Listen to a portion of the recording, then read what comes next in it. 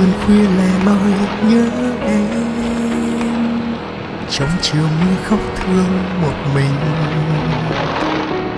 Cuộc tình mà ngày xưa cứ cuốn đầy, bây giờ tan thành như khói mây.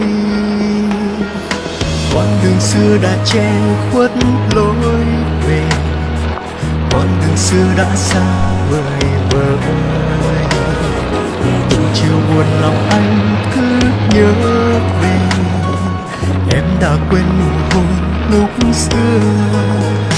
Ngồi đây nhớ đến ký ức anh và em, chiếc khăn đã thấm ướt nước mắt xa dần. Ngồi đây viết tiếp những lá thư gửi chào em, vẫn mong em sẽ quay về đây bên anh. Ngồi đây bỗng thấy nước mắt rơi qua cơn mưa, anh nhói lòng vì những lời em đã hứa.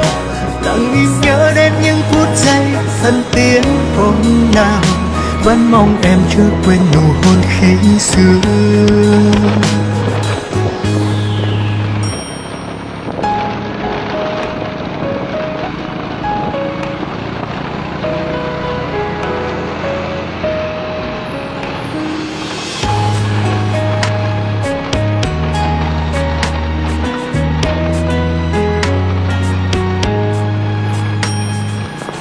Đường xưa đã che khuất lối về, con đường xưa đã xa vời vợi. Từng chiều buồn lòng anh cứ nhớ về, em đã quên nụ hôn lúc xưa. Ngồi đây nhớ đến ký ức anh và em, chiếc khăn đã thấm ướt nước mắt xa dần. Ngồi đây viết tiếp những lá thư gửi chào em, vẫn mong em sẽ quay về đây bên anh.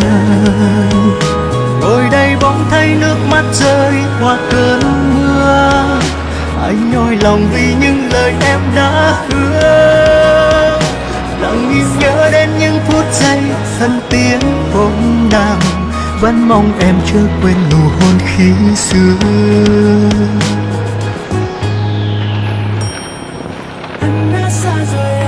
Xa rời anh vơi vợi, tình yêu đôi ta chỉ là anh đã xa rời anh thật rồi, anh chỉ biết nhìn cơn mưa. Ngồi đây bỗng thấy nước mắt rơi qua cơn mưa, anh nhói lòng vì những lời em đã quên. Lặng im nhớ đến những phút giây thân tiến hôm nào, vẫn mong em chưa quên nụ hôn khi xưa. Vẫn mong em chưa quên nụ hôn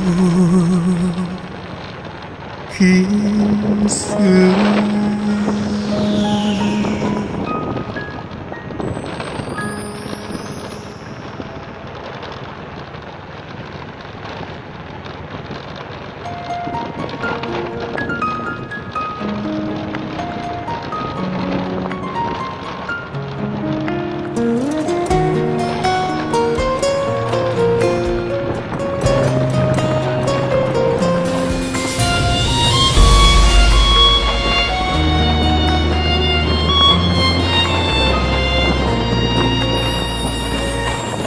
Nhớ khi xưa đôi mình tạm biệt nhau anh đi, em đã hứa sẽ luôn đợi chờ anh mãi mãi.